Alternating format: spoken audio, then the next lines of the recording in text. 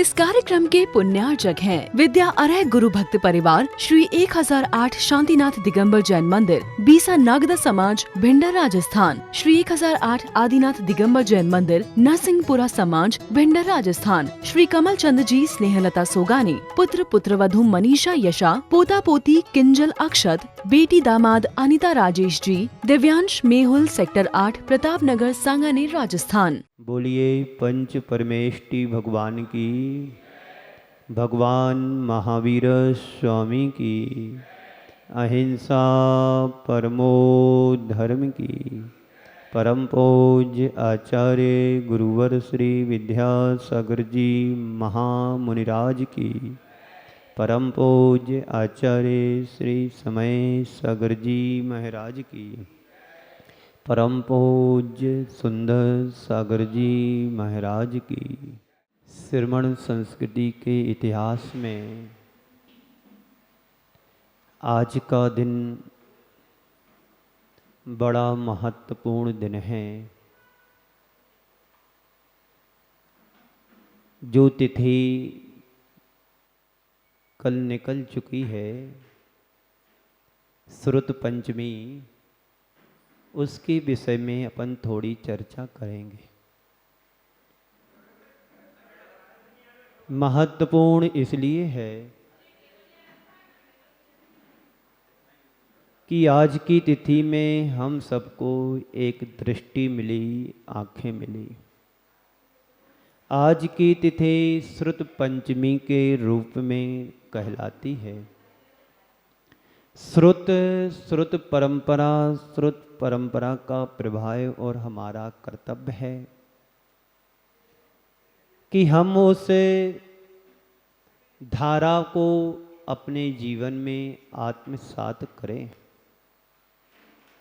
आप सभी बड़े भाग्यशाली हैं, पुण्यशाली भी हो कि आप सबको बड़े बड़े आचार्य महाराजों का आशीर्वाद प्राप्त हुआ है। शायद यहाँ पर आचार्य गुरुवर श्री विद्यासागर जी महाराज नहीं आ पाए, लेकिन सबने उनका आशीर्वाद तो प्राप्त किया ही होगा। दर्शन किए होंगे, आहार दान वालों ने आहार दान भी दिया होगा, और जिनने भी व्रत लिए उन्होंने व्रत भी लिए होंगे। ऐसे महान संत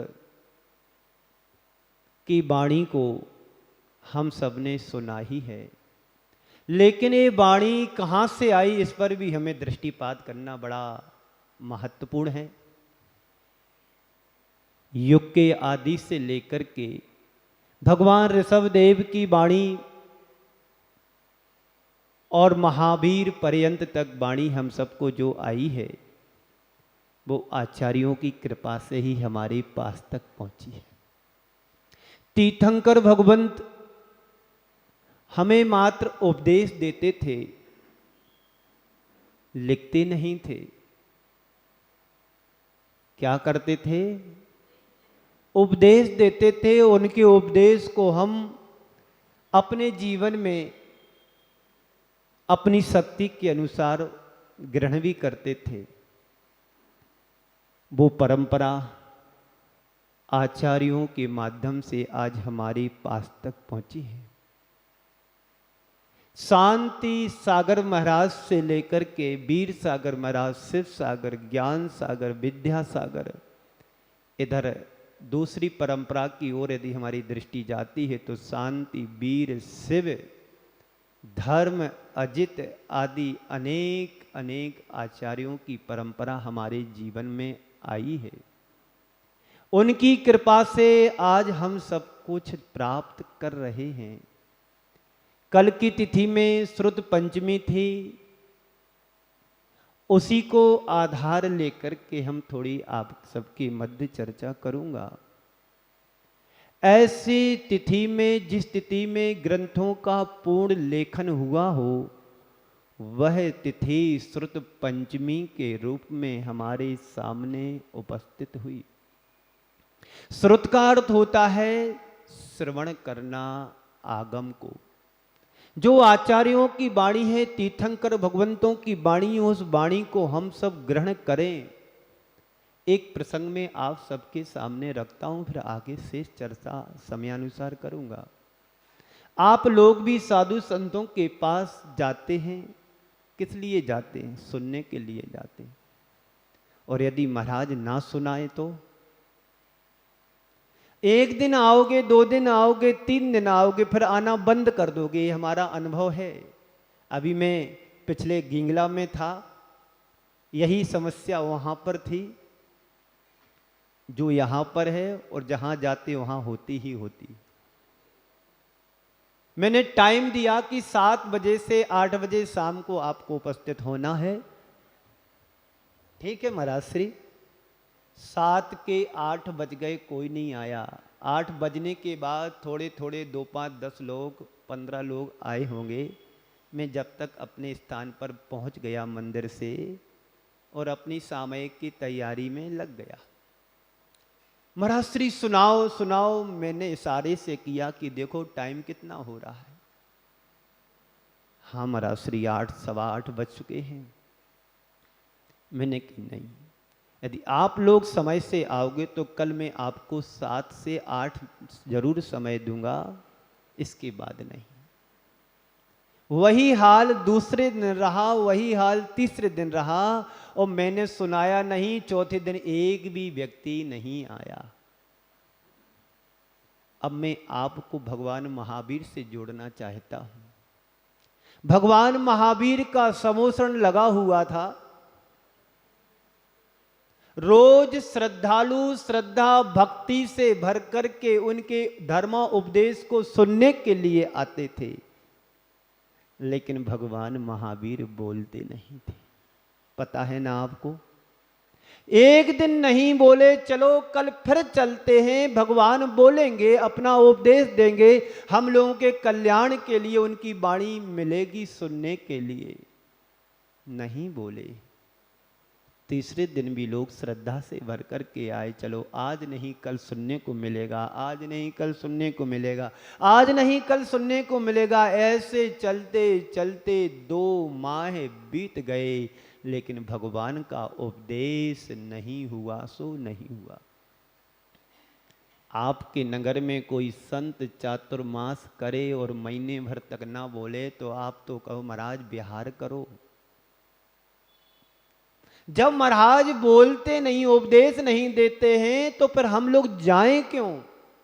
लेकिन भगवान महावीर के समय ऐसा विचार नहीं आया श्रद्धालुओं के अंदर। उन्हें तो लगा कि चलो आज नहीं कल बोलेंगे, आज नहीं कल उपदेश मिलेगा, आज नहीं कल उपदेश मिलेगा।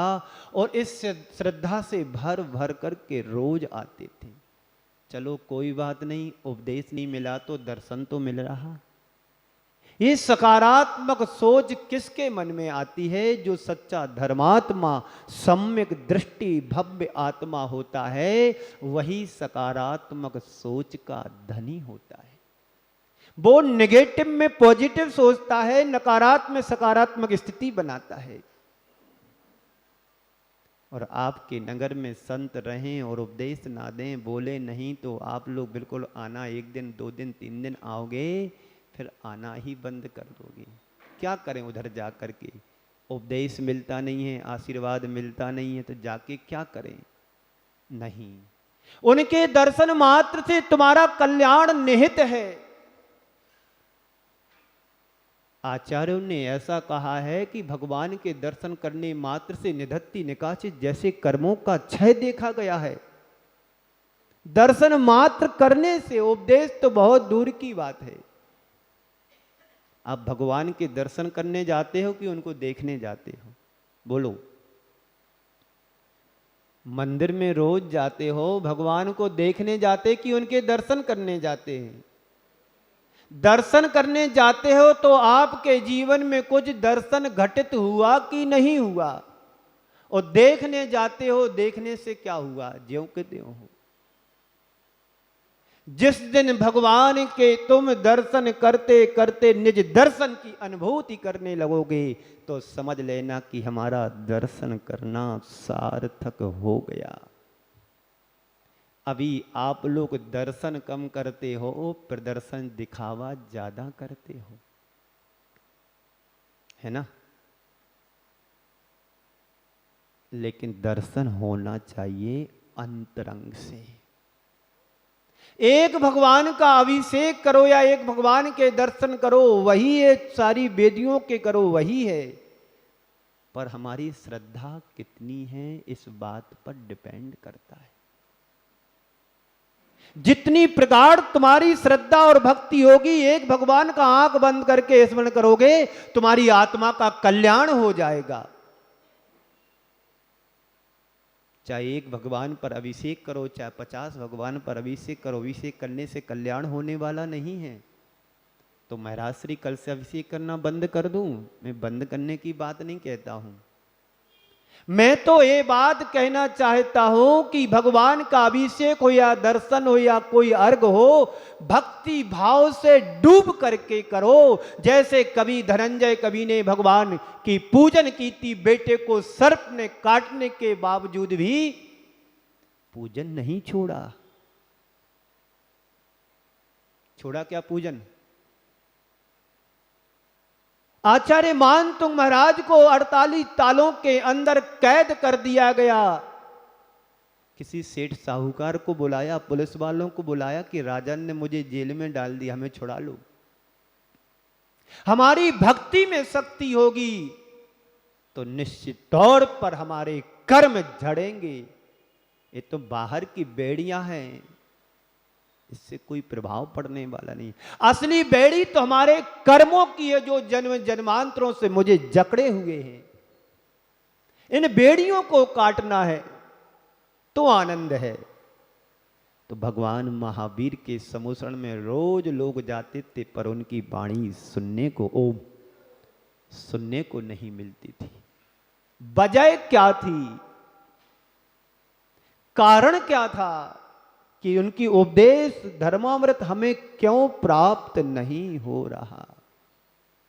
तो आचार्य कहते हैं गढ़धरा अभावा। गढ़धर के अभाव में किसी भी तीर्थंकर भगवंत की दिव्य ध्वनि खिर नहीं सकती है। तुम लोग जाते थे भगवान को सुनने के लिए, भगवान के उपदेशामृत पाने के लिए, उनके उपदेश को पान करने के लिए नहीं जाते थे, मात्र श्रवण करने के लिए जाते थे, सुनने के लिए जाते थे। तीर्थंकरों की वाणी सुनने के लिए नहीं होती है, जीवन में ग्रहण करने के लिए होती है। बात समझ में आ रही है? बोलो, कौन सा गांव है ये? कौन सा गांव? जोर से आवाज आना चाहिए। दिसंबर सुनाई दे रहा, नवंबर सुनाई दे रहा। आप तो सही नाम बोलो, क्या है? कौन सा गांव है? हम दिगंबर समझते, श्वेतांबर नहीं समझते। कौन सा गांव है ये? अच्छे से बोलो, मुझे स्पष्ट सुनाई नहीं दे रहा कौन सा गांव है। हाँ, ये सलुम्बर है, जहां नवंबर भी नहीं, दिसंबर भी नहीं, सबको लेकर के चलने वाला नंबर 1 गांव का नाम सलुम्बर है। 5 परिवार को लेकर के चल रहा है, इसी का नाम सा यानी सहित है। और जो सबको लेकर के चले उसका नंबर 1, इसका नाम सलुम्बर। सही व्याख्या है। तो तीर्थंकर भगवंतों की उपदेश वाणी सुनने के लिए नहीं होती है, जीवन में सुनकर के ग्रहण करने के लिए होती है। हम कितना भी अच्छा तुम्हें सुनाएं, आप बाहर जाते जाते सब भूल जाओगे कि महाराज ने क्या सुनाया। एक जगह अच्छा प्रवचन हुआ, अच्छा समझते हो ना, बहुत ही अच्छा। पूछा, भाई महाराज तो बहुत कलाकार हैं, अच्छा प्रवचन करते हैं, आप लोग भी चला करें। चलेंगे, ठीक है कल। अच्छा ये बताओ बोला क्या है? अच्छा बोला तो, पर ये बताओ कि बोला क्या उन्होंने? बहुत अच्छा बोला।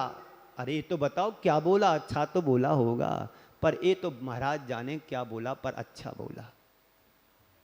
कहीं तुम्हारी स्थिति तो ऐसी नहीं कि महाराज बहुत अच्छा बोलते हैं, पर पूछो क्या बोलते हैं, वो महाराज जाने, उनका विषय। हमारा सुनने का काम सुना, उनका सुनाने का काम सुना, बस अच्छा लगा।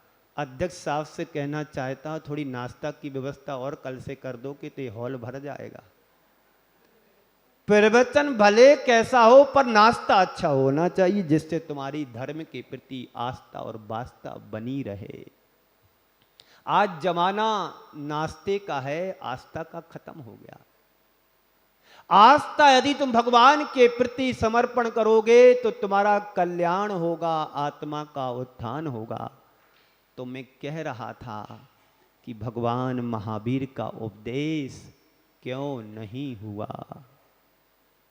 इसलिए नहीं हुआ कि उनके लिए सुनने को सारी जनता, प्रजा, राजा सब कुछ आते थे, हर कोई आता था, लेकिन ग्रहण करने के लिए कोई नहीं आता था। सौधर में इंद्र के लिए चिंता हुई कि भगवान यदि इस तरह से मौन रहेंगे तो हम जैसी आत्माओं का उद्धार कैसे होगा, है ना। उन्हें चिंता हुई कि चलो ऐसे व्यक्ति को लेकर के आते हैं जिसके माध्यम से भगवान की वाणी खिरेगी, हमें धर्मोपदेश मिलेगा। उन्होंने अपने अवधि ज्ञान से लगाया कि चलो यहाँ पर इंद्र भूति ब्राह्मण रहता है, वेद वेदांतों का ज्ञाता है, उसके पास चलते यदि वो आ जाएगा तो जो कुछ भी भगवान यहाँ से देंगे वो ग्रहण करेगा, उसके माध्यम से हमारी परंपरा और हम लोगों को ज्ञान मिलता रहेगा। हुआ ऐसा ही, इंद्र भूति ब्राह्मण के पास गया और ब्राह्मण से कहा कि मेरे गुरुदेव मौन है, कुछ मेरी शंका है, आप मेरी शंका का निवारण करें। क्या है बोलो? बोले 6 द्रव्य क्या होते हैं, 7 तत्व क्या होते हैं, पंचास्तिकाएं क्या होती है, धर्म क्या होता है, कसाय क्या होती हैं, गति क्या होती है, समिति क्या होते हैं, व्रत क्या होते हैं, नियम क्या होते हैं, जिससे हम अपनी आत्मा का कल्याण कर सकें। छोटी छोटी बातें उस ब्राह्मण, इंद्रभूति ब्राह्मण से पूछने के लिए जो वेद, जो द्वादशांग का पाठी है, अंतर मुहूर्त में सौधर्म इंद्र द्वादशांग का पाठ कर लेता है, वो छोटी बातों को लेकर के गया। अच्छा तुम्हारे गुरु कौन हैं? बोले भगवान महावीर। भगवान महावीर, चलो तुम्हें क्या समझाऊं, तुम्हारे गुरु को समझा देता हूं, नहीं तो कल दूसरी शंका लेके आओगे, परसों तीसरी लेकर के आओगे। चलो तुम्हारे गुरु को समझा देता हूं तो बार बार आने की झंझट ही मिट जाएगी। सौधर्मेंद्र तो यही चाहता था कि ए महोदय जी चले, हमारा काम बने। गया, वैभव देख करके आश्चर्यचकित और स्तब्ध रह गया कि ये वैभव, ये गुरु इनके, जहां असंख्यात देवी देवता आसमान से विमानों के साथ नीचे उतर रहे हैं उनके समोषण की वंदना के लिए। क्या वैभव है। इस कार्यक्रम के पुण्यार्जक थे विद्या अर्ह गुरु भक्त परिवार श्री 1008 शांतिनाथ दिगंबर जैन मंदिर, बीसा नागदा समाज, भिंडर राजस्थान। श्री 1008 आदिनाथ दिगंबर जैन मंदिर, नरसिंहपुरा समाज, भिंडर राजस्थान। श्री कमल चंद जी स्नेहलता सोगानी, पुत्र पुत्रवधू मनीषा यशा, पोता पोती किंजल अक्षत, बेटी दामाद अनिता राजेश जी, दिव्यांश मेहुल, सेक्टर 8 प्रताप नगर, सांगानेर, राजस्थान।